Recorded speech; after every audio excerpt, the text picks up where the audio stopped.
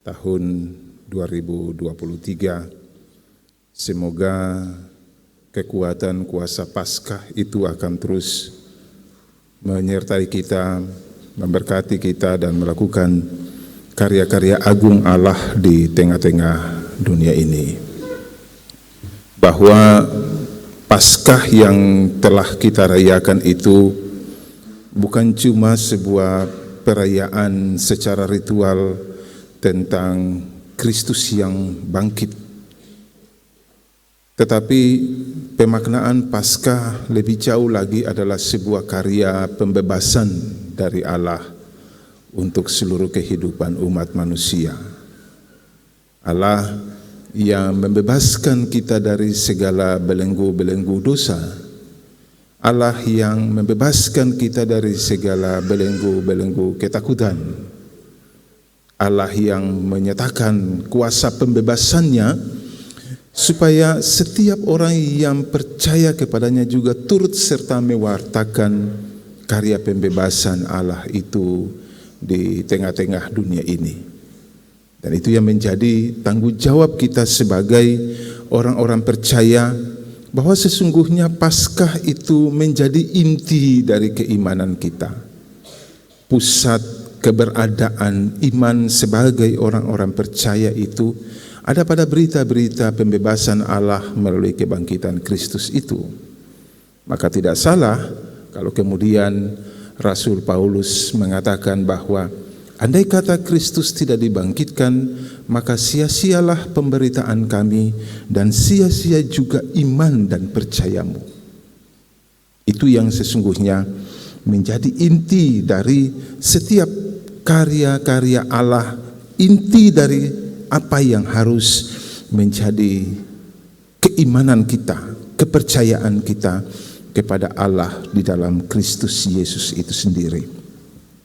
Dan masih dalam suasana Paskah itu, di minggu ini oleh Lembaga Pembinaan Jemaat Gereja Protestan Maluku mengantarkan kita dengan tema Tuhan meluputkan orang yang mengasihinya. Ada dua frasa yang sangat penting di sini dari tema ini. Yang pertama adalah Tuhan yang meluputkan, dan yang kedua adalah setiap orang yang mengasihi Tuhan itu sendiri. Ada hubungan memang yang sangat kuat antara karya-karya Allah yang meluputkan atau Allah yang menyelamatkan itu dengan bagaimana tanggung jawab kita sebagai orang-orang yang percaya kepadanya. Secara dogmatis, kekristenan kita memang tidak menganut bahwa berbuat baik itu lalu kita selamat. Kekristenan kita tidak melihat bahwa perbuatan baik itu sebagai tabungan-tabungan yang kelak akan membuat kita diselamatkan. Tetapi kekristenan itu percaya bahwa Allah yang menyelamatkan itu adalah Allah yang bebas melakukan tindakan keselamatan itu kepada siapa saja, dan bukan oleh karena perbuatan itu, tetapi oleh karena kehendak Allah yang sangat bebas. Karena itu, setiap orang yang berbuat baik sesungguhnya merupakan bentuk refleksi dari Allah yang telah lebih dahulu menyatakan kebaikan-kebaikannya kepada umat manusia. Itu adalah bentuk respon. Dan itu adalah cara kita mengasihi Allah, adalah meresponi setiap kebaikan-kebaikan yang telah Allah nyatakan dalam hidup kita sebagai umat manusia. Respon itu yang menuntut tentang ketaatan kita yang sungguh di hadapan Allah itu sendiri, dan membiarkan kehendak-kehendak Allah yang maha bebas itu untuk menentukan seluruh kehidupan kita, mengarahkan seluruh kehidupan kita, dan memberikan jaminan-jaminan keselamatan dalam seluruh hidup kita. Dalam kekristenan kita kenal dengan istilah Tritunggal, yang dipahami sebagai Allah yang menciptakan, Allah yang menyelamatkan, tetapi juga Allah yang membarui dan memberikan hikmat kepada umat manusia.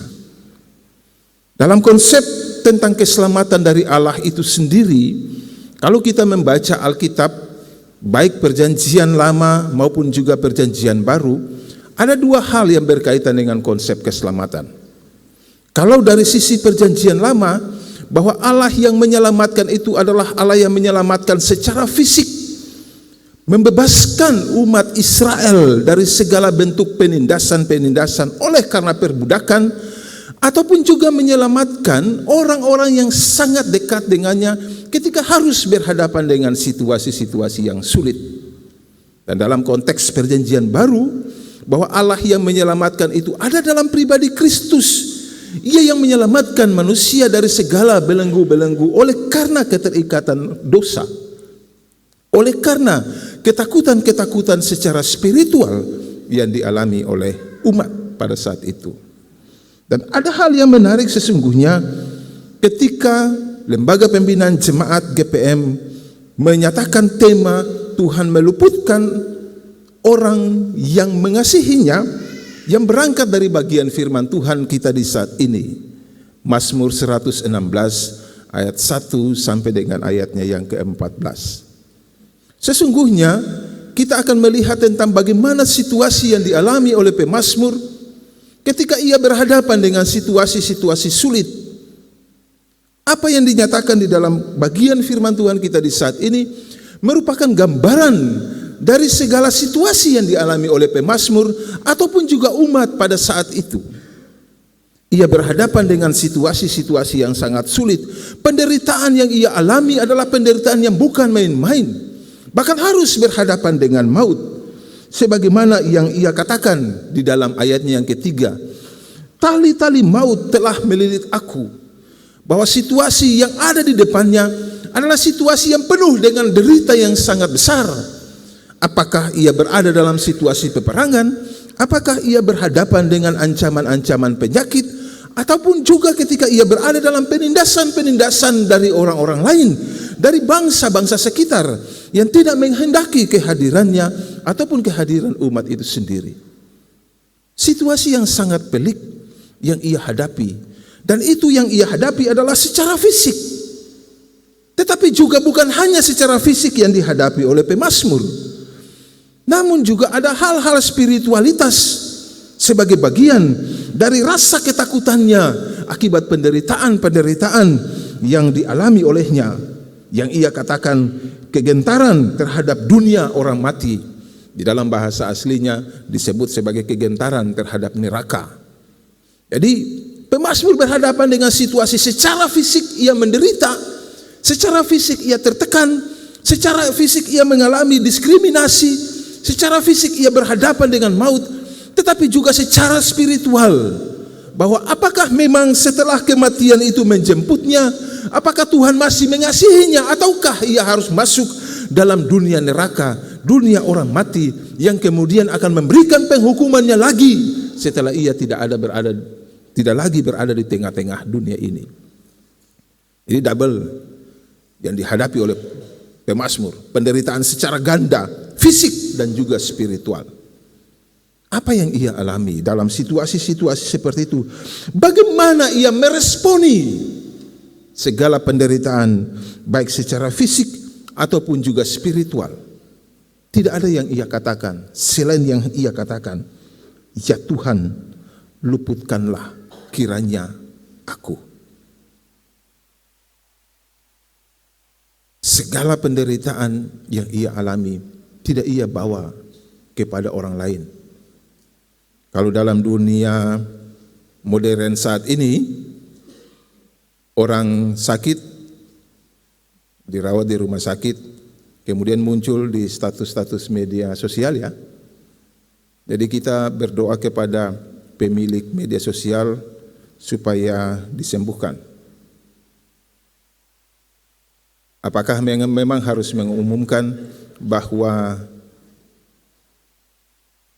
saudara kita sementara sakit gitu ya? Jadi media sosial sekarang sudah jadi media pengumuman.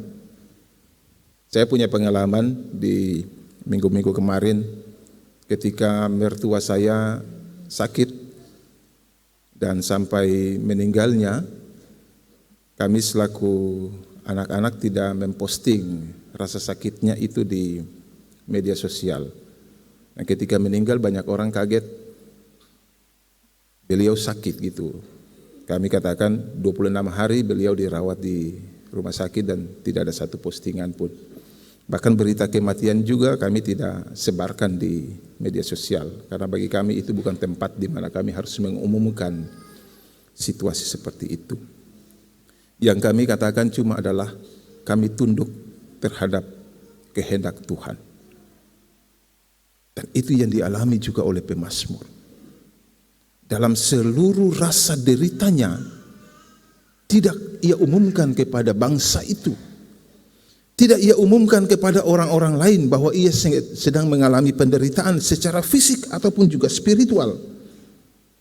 Tetapi ia datang kepada Tuhan dan berkata, "Ya Tuhan, luputkanlah kiranya aku."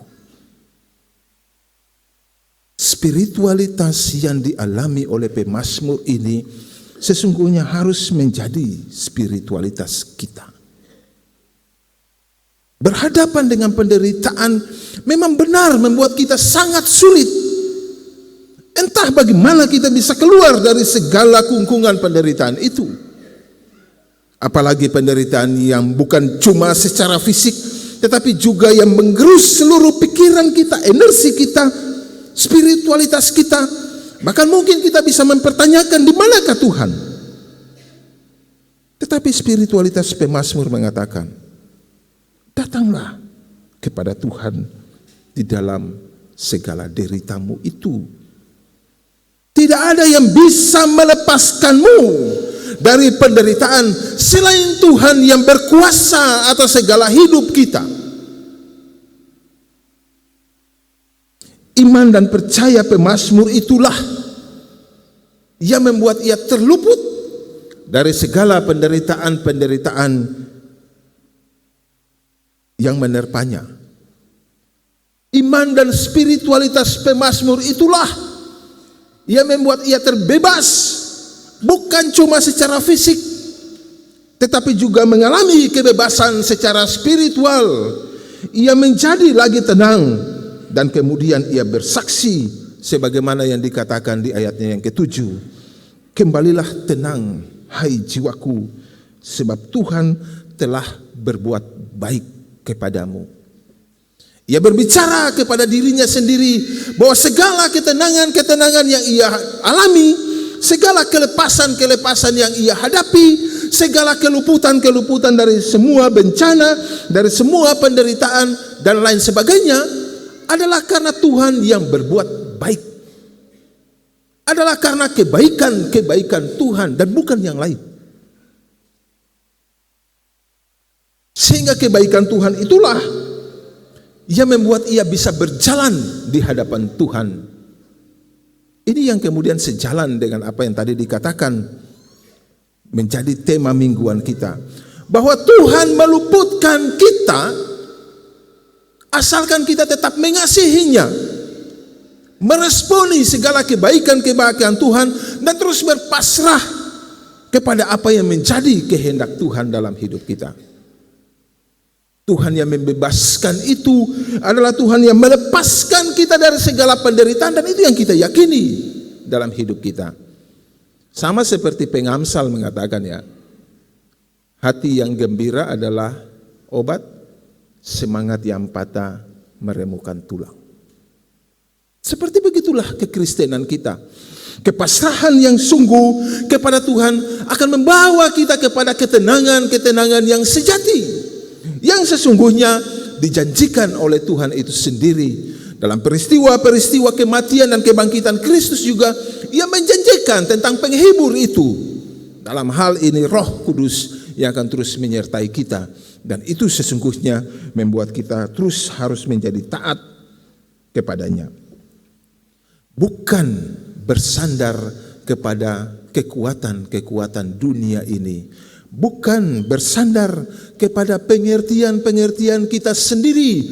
Bukan bersandar kepada pengetahuan kita dan mengandalkan segala kepintaran kita. Yang kemudian dikatakan oleh pemazmur, semua manusia pembohong.